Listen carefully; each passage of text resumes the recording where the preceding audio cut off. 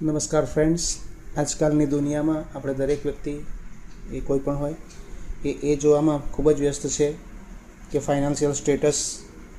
કે ભાઈ આર્થિક સમૃદ્ધિમાં હું ક્યાં સ્ટેન્ડ કરું છું, ક્યાં ઊભો છું, મારું સ્થાન શું છે. પરંતુ આજનો માણસ એ જોવાનું ભૂલી જાય છે કે હેલ્થમાં, રિલેશન્સમાં,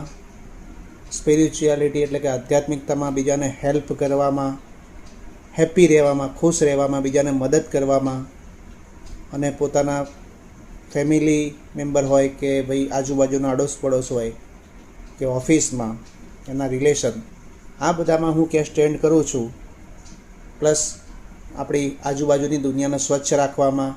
કે એને બેટર બનાવવામાં હું ક્યાં સ્ટેન્ડ કરું છું એ કોઈ જોતું નથી. તો સાથે સાથે આપણે આર્થિક